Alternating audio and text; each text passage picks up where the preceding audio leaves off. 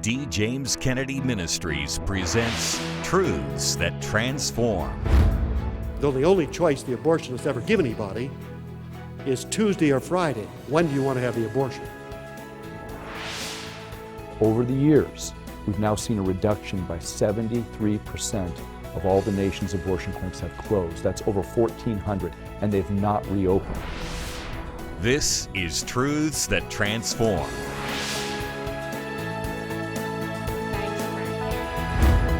On the other hand, we in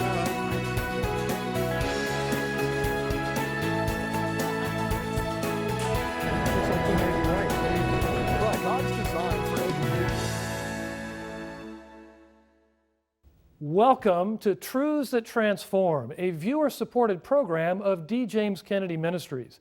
My name is Frank Wright. Well, this is the first edition of Truths That Transform for 2016. We hope your new year is off to a great start. A new year, of course, is a time of beginnings, a time of fresh starts, and it brings to mind new life. Yet January is also a time when we remember those who were never given a chance at life. In a few weeks, we'll mark the 43rd anniversary of the Supreme Court's infamous Roe v. Wade decision, which led to the deaths of over 50 million children in America. Joining us today is Rebecca Kiesling, an attorney and a speaker with a unique and powerful perspective on this issue. Rebecca, thank you for joining us today. Thank you so much for having me. It's great to have you here. Well, you were adopted as a very young child, as an infant, as a newborn, and yet later in life you made a fascinating and maybe even shocking discovery. Tell us a little bit about that. At 18, I learned that I was conceived when my birth mother was abducted at knife point by a serial rapist. She wanted to meet me, was happy to meet me, and then later learned that she would have aborted me if it had been legal. She was pro-choice for the first 6 years of knowing her, and she said she actually went to 2 back alley abortionists, and I was almost aborted. So I really owe my birth to the law being there to protect me. Your birth and your life today. You have a family of your own, correct? Yes, yes. And just a couple of years ago, on my birthday, she called to wish me happy birthday and to tell me that my grandma died on my birthday. After a long heart-to-heart before we hung up, she stopped me and she said, Rebecca, I just want to say I'm so glad I had you. Decades later. Oh, I'm sure that's true. Now let me ask you this question though. I read something that you had written along these lines. When someone makes that statement, that there should be exceptions for rape and incest, how does that make you feel personally? It's like saying that I think your mother should have been able to abort you. If I had my way, you'd be dead right now. Everybody but you, then. We should protect everybody but you. Yeah, that I'm worth less. President Obama was quoted as saying that if one of his daughters made a bad decision and got pregnant, he wouldn't want them to be punished with the child. What is it about our culture today that sees a child as a burden and not a gift? Even a child that is conceived in really tragic circumstances. Yeah. And that is part of it. Even pro-life people think that a child like me would be a punishment to a rape victim. But I ask people, who created me? And there's Christians who have to stop and think about that. Like, what are you thinking about? There are people watching this program who think that allowing abortion for rape and incest is a compassionate position, but they're missing something really significant. Yeah, they are missing the humanity of the child. But, I will address that issue about the woman because there's a myth that's perpetuated that most rape victims would want an abortion, and that's not true. They choose abortion at half the rate of the average unplanned pregnancy. Between 15 to 25% abort compared to over 50% in your average unplanned pregnancy. 25% choose adoption. So they're 25 times more likely to choose adoption because nationwide only 1% choose adoption, and over half of them choose to raise her child. Not the rapist baby, that's her child. So you have an amazing combination of perspectives because of your own personal experience, your own legacy, your mom's legacy and yours as well. but also your legal training.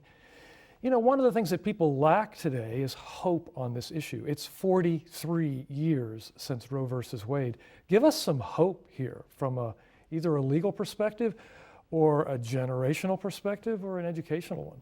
And we have a 5-state study that shows that over 90% people believe that abortion's immoral, that it's wrong. And Wow. so if you're spending money to convince people that they already know it, but they're having abortions anyway and they're not voting pro-life. And then you have, depending on the state, 50 to 60% who call themselves pro-life. But if you then ask them, do you think abortion should be illegal? The numbers plummet.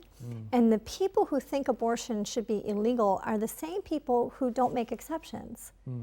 And so I think that if the pro-life movement were more strategic in convincing people, no exceptions, we would help people understand why this is about protection. Right. This is why it should be criminal, why it should be illegal.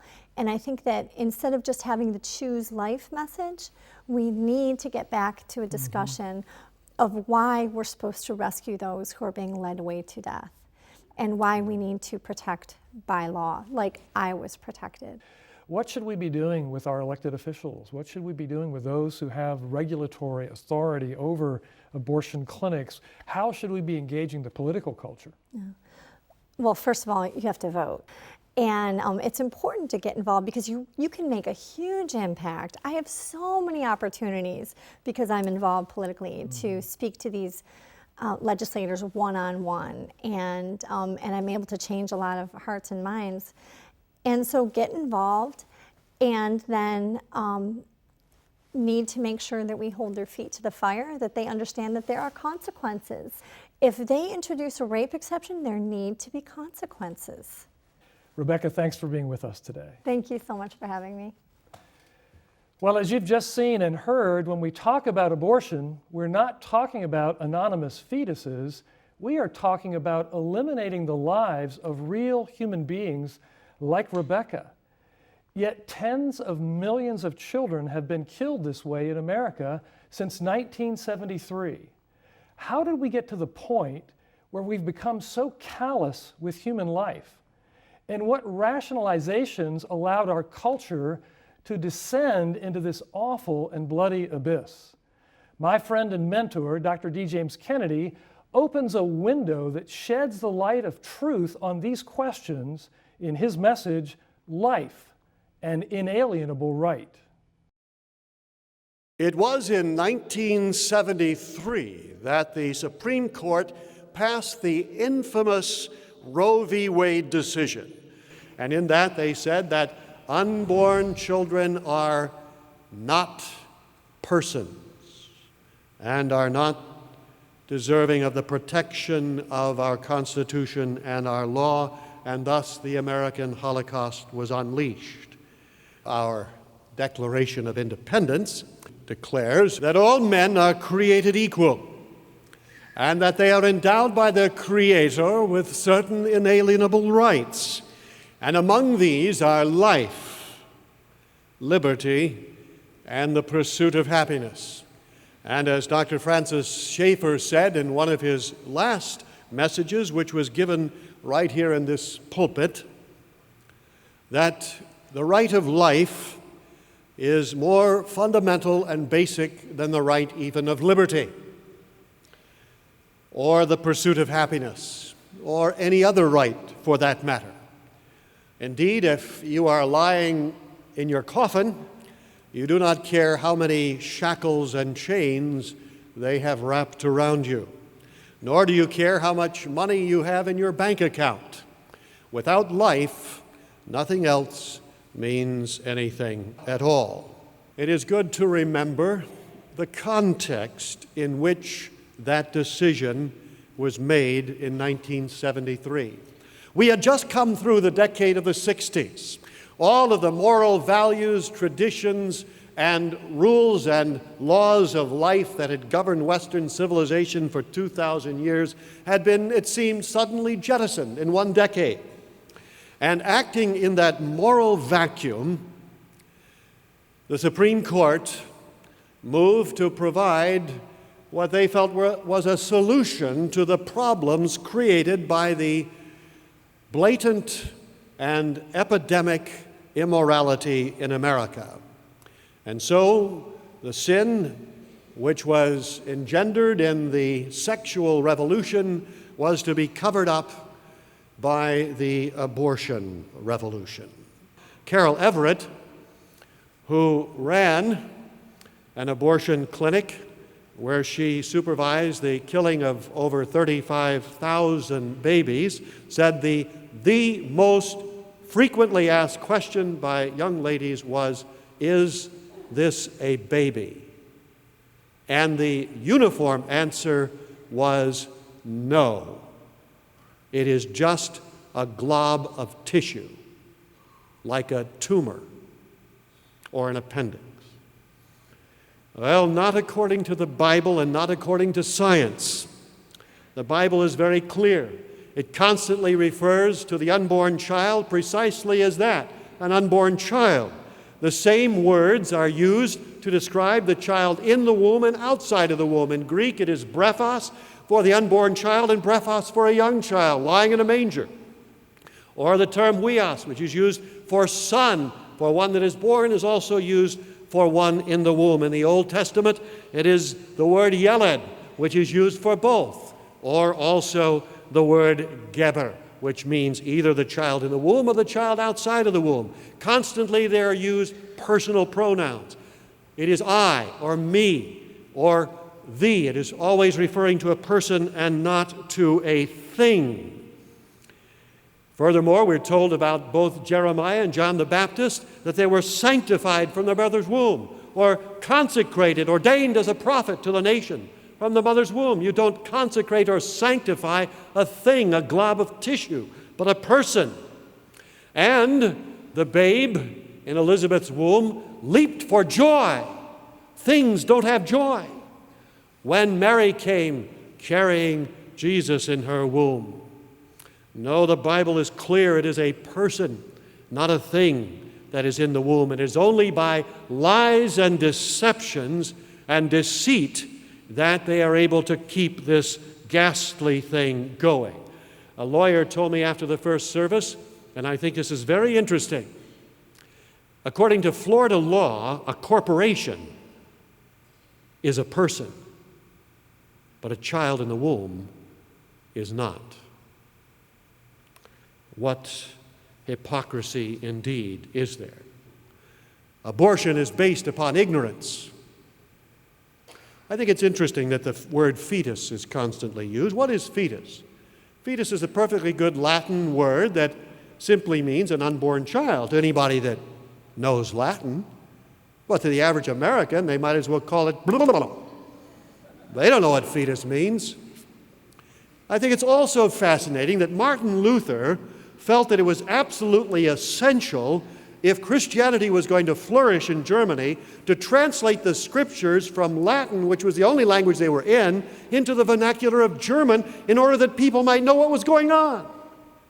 But the abortionists insist on translating the word baby from the vernacular into Latin, fetus, in order that people won't know what's going on, because deception is essential for the abortion industry. And I would like to say to anybody here who might be so-called pro-choice, though the only choice the abortionist ever give anybody is Tuesday or Friday. When do you want to have the abortion? But any of you that may be pro-choice, I just want to say to you this. You ought to get down on your knees and thank God that your mother wasn't pro-choice.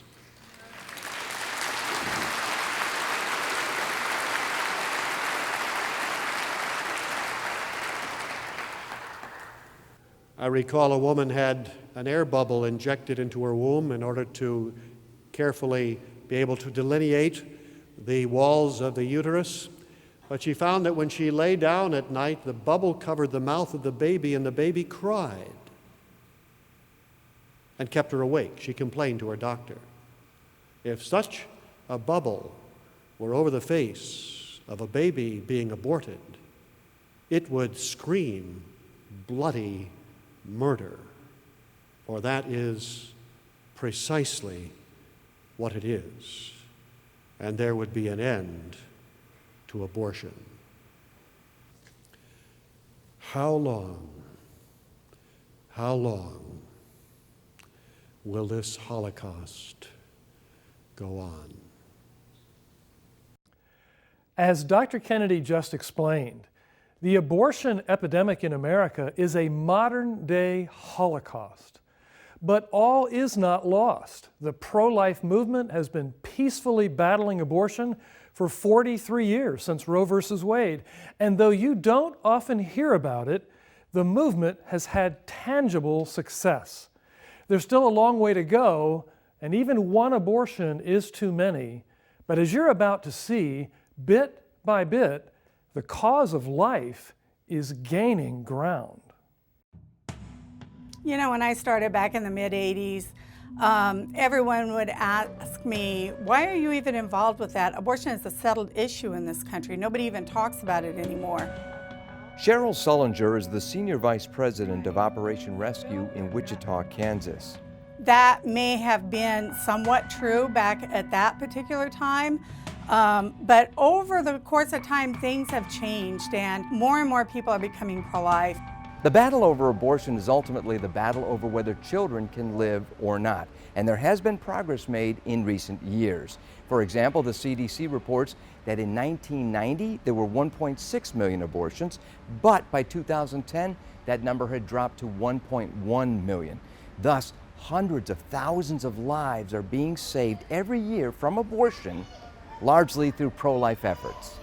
Troy Newman, the president of Operation Rescue, considers himself a missionary to the unborn. I'm asking for children to be saved. I'm asking for abortion clinics to close. I'm asking for moms to be spared the horror and trauma of knowing that they killed their baby. These are questions or prayers that we ask God that I think He readily wants to give us. Troy Newman played a pivotal role in helping to launch the shocking video exposés produced by David Daleiden to document Planned Parenthood's practice of selling baby body parts. This is about prosecutions, and I think that's why David came to us right from the very beginning. He knew that Operation Rescue gets results. We close abortion clinics, we put abortionists behind bars. That's our goal. Tell me about abortion clinics being closed through the efforts of pro-life people. Well, it's really neat because in 1991 there was 2,176 abortion clinics. Way too many. We thought this was just a mountain that could be never cast into the sea. And that's when I got involved and I got arrested like a lot of people did, sitting in front of the doors of abortion clinics. Troy Newman has been arrested a number of times, but he's always been exonerated from all the charges. But I remember there was a day where I was in a jail in Southern California and I said, you know, it's the abortionists that belong behind bars. And when we got out, we revamped Operation Rescue to an organization that demands justice. So we started analyzing different abortion clinics, different abortionists, found out what they were doing wrong. All of them were killing babies. Some were killing mothers, some were botching abortions, some were violating Medicare standards and stealing, some were even raping women on the operating room table. And we put a lot of these out of business. Some of these clinics have been engaged in extremely shoddy practices that have actually endangered the lives of women. And in fact, in some cases, taken the lives of women. We know women have died from abortions at Planned Parenthood, and we've documented that. Operation Rescue, this is Cheryl. I filed a number of complaints against abortionists over the years. In fact, we probably have about 100 open complaints at any given time.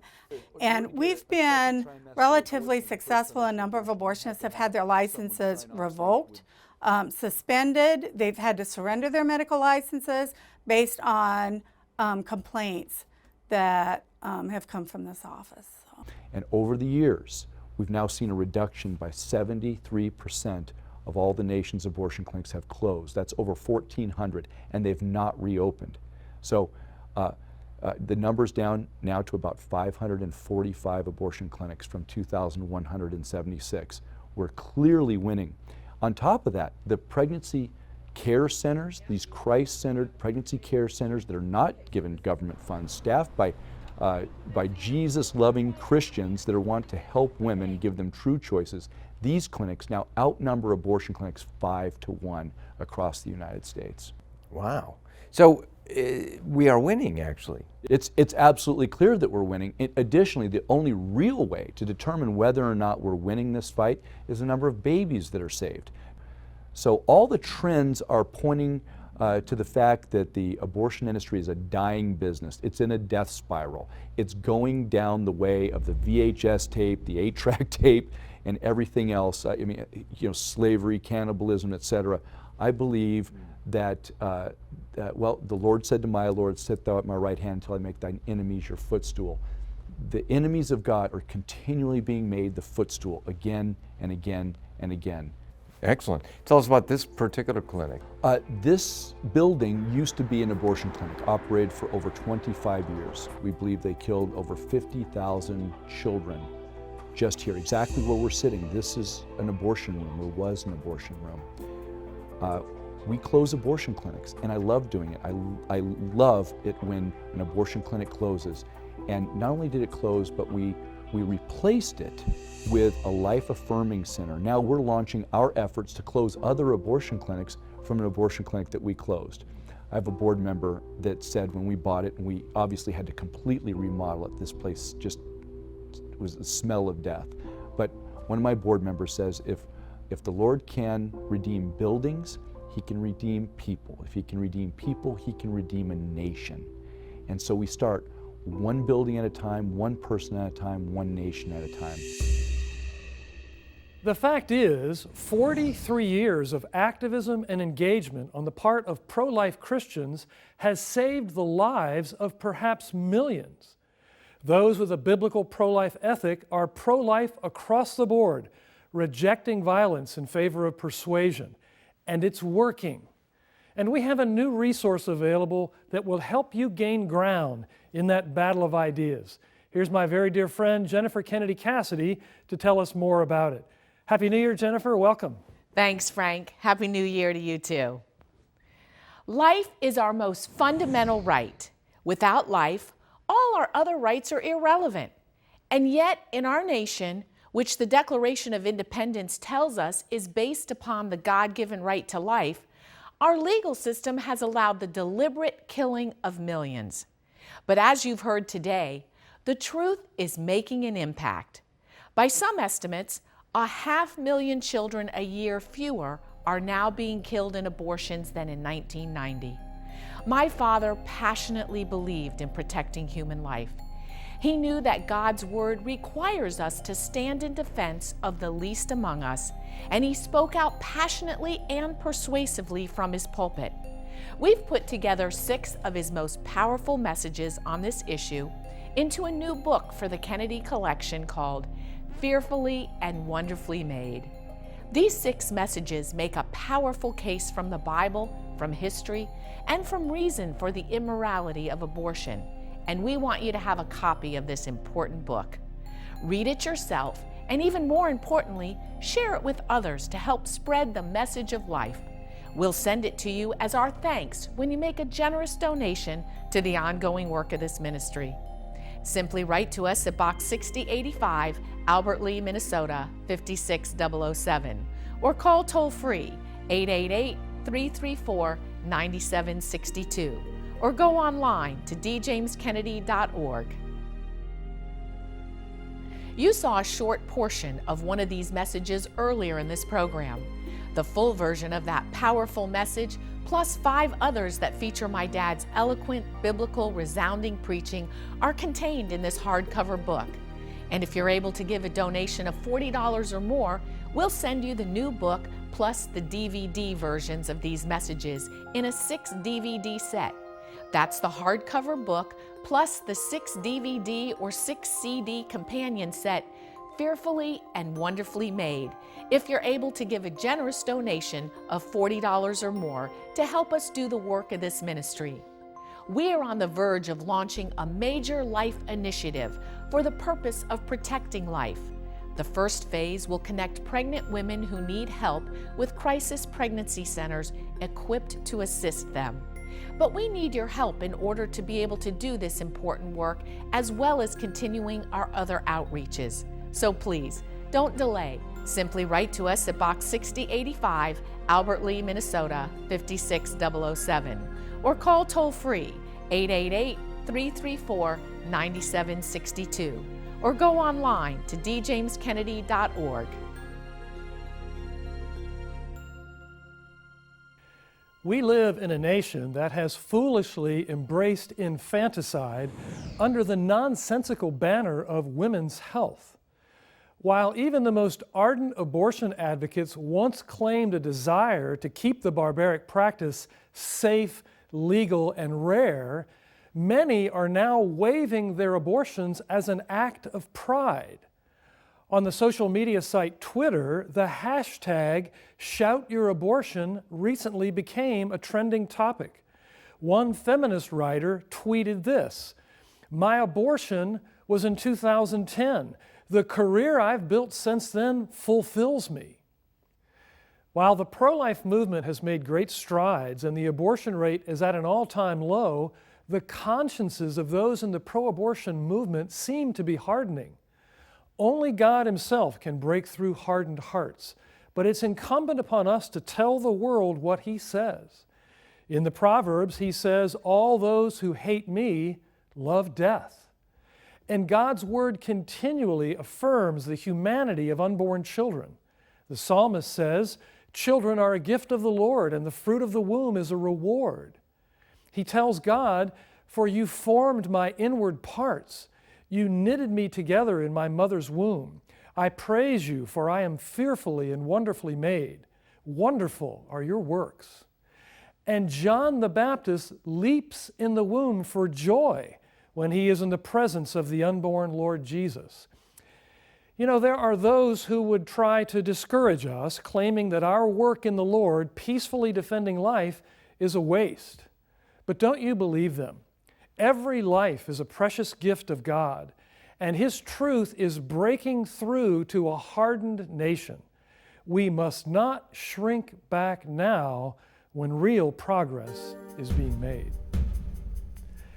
Thanks for being with us on Truths That Transform. We'll see you next time. Next week on Truths That Transform.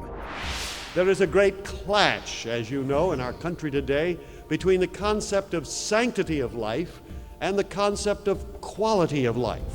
What's being killed in an abortion is a human being. Live Action is a pro-life organization leading the social media movement for our country, exposing the truth about abortion, about what's happening to the preborn child, and advocating for the rights of the defenseless. That's next week. Today's program is available on DVD for your gift to this ministry of any amount. Please call, write, or log on to our website today. This has been a production of D. James Kennedy Ministries.